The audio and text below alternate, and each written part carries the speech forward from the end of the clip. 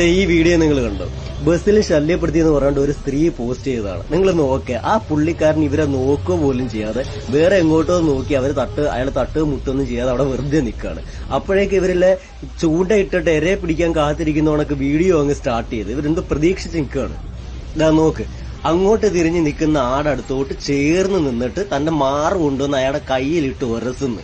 അപ്പൊ അയാള് തിരിച്ച് ആ ഉരസിയപ്പം തിരിച്ച് തട്ടിക്കഴിഞ്ഞ ഇവര് മനഃപൂർവ്വം അയാളെ സൂചിപ്പിച്ചതാണെന്ന് തോന്നിയപ്പോ അയാൾ തിരിച്ചു ഒരു തട്ട് കൊടുത്തിട്ട് നേരെ ഇറങ്ങിപ്പോയി.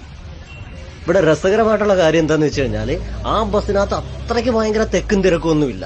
ഇവർക്ക് വേണമെങ്കിൽ കുറച്ച് ഇങ്ങോട്ട് മാറി നിൽക്കാം, അല്ലെങ്കിൽ ഇവരെ തട്ടിയെന്ന് പറയുന്ന ആ ഭാഗത്തുള്ള കൈ കൊണ്ട് കൈ മുന്നിലേക്ക് വെച്ചിട്ട് ഇവർക്ക് വേണമെങ്കിൽ അവിടെ മറച്ചു പിടിക്കാം.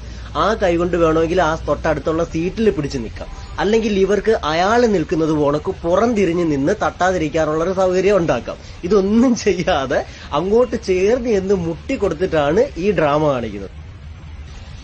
അതും ആ തട്ടാൻ നിൽക്കുമ്പോഴുള്ള അവരുടെ മുഖത്തുള്ള ആ ഒരു സന്തോഷവും പുഞ്ചിരിയും, അതാണ് രസം. ഇനി അതിലും വലിയ രസം എന്താന്ന് വെച്ച് കഴിഞ്ഞാൽ പുള്ളി അതും കഴിഞ്ഞ് നേരെ ഇറങ്ങിപ്പോയി. അപ്പൊ അവരുടെ മുഖത്തുണ്ടായ ആ ഒരു മ്ലാനത, അയ്യോ പോയല്ലോ എന്നുള്ള ആ ഒരു വിഷമം,